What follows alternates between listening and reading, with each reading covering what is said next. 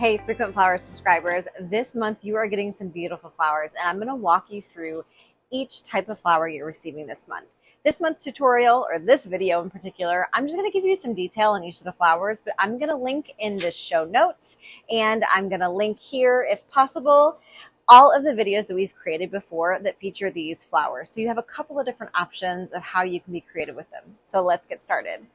This month, you are getting mini calla lilies. Now, these just arrived. We haven't even unwrapped them. And look at all these gorgeous colors. I don't know what color you're going to get. It's going to be kind of luck of the draw, but we'll probably try to keep similar colors together rather than mix and matching. But look at these sort of like apricot, almost like a peach. Those are my favorite for fall. And then we've got yellow. We've got some deep pinky purples, white, lavender. Yum.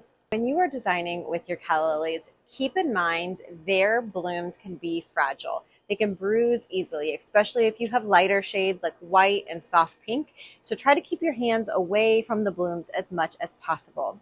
They are also a softer stem. They do best drinking out of a vase of water as opposed to arranging in floral foam. What's so fun about callas is you can manipulate them. You can sort of work their stem. So see how its stem is perfectly straight? Well, not perfectly, but almost straight. You can really warm up the stem with your hands and just sort of gently massaging those fibers without breaking them. I was a little too rough. You can start to make those stems curl and go in the direction you would like them to go. The name calla actually comes from a Greek word meaning beautiful. And there's lots of stories about calla lilies in Greek mythology if you're into looking up details like that. Now, callas can be toxic to pets and to children. So do not let them eat them, digest them. If you've got a curious pet or child, keep them out of reach. We like to use callas a lot in installations that we may not have water sources for. So once they are fully hydrated, and if you've got an event that maybe they only need to last for the special event of the day, callas are a great form and shape to design with that don't always have to have a water source.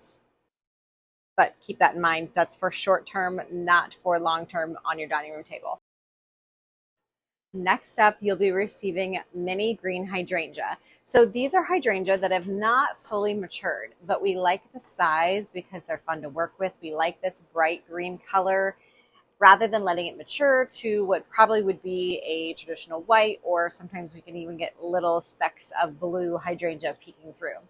But these mini hydrangea, I feel like, are a little bit hardier than the fully mature big hydrangea that tend to droop a little faster.